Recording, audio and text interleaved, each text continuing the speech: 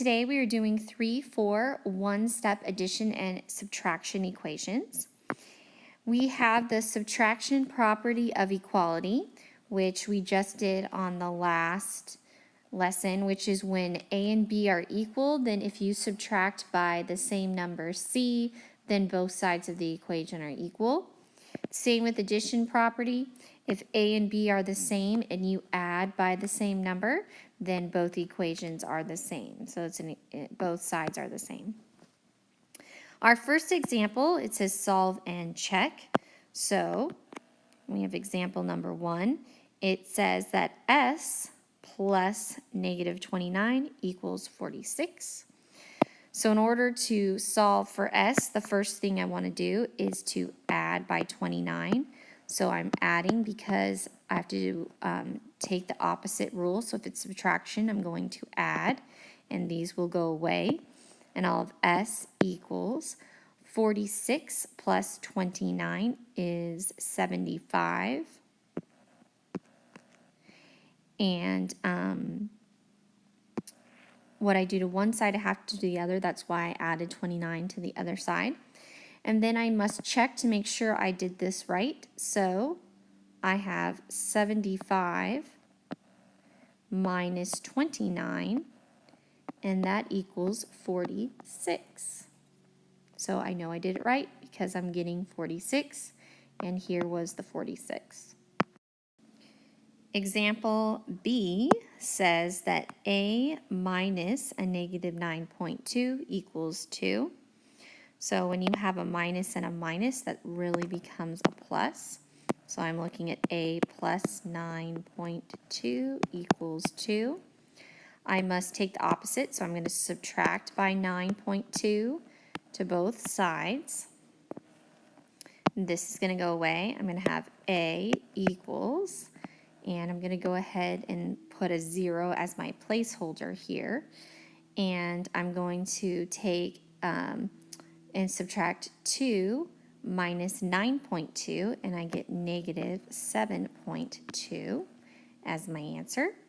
And I can go ahead and check that, and I would have negative 7.2 minus a negative 9.2. And we know that this would become a plus, so you'd be adding those, and you would get 2. So that's what we wanted. It checks out. So my answer is negative 7.2. Here we have example C. It says negative 2.4 plus C equals 7.2. I'm going to add by 2.4 to both sides.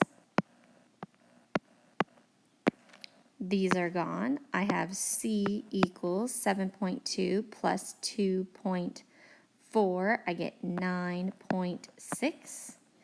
And I can go ahead and check that. So I have 2.4 plus 9.6. And that does give us 7.2. So we are good to go. So this works out. So C is 9.6. Looking at D, I'm going to go ahead and subtract 1.4 minus 2.9 because I'm going to combine like terms on one side. I get A plus, and it's going to be negative 1.5. I'm going to add by 1.5 to both sides.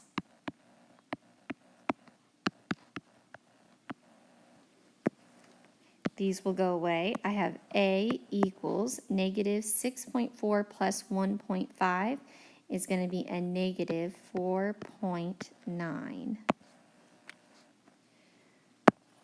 E for my last example, it is a fraction. We are going to go ahead and I'm going to add 3/7 to both sides.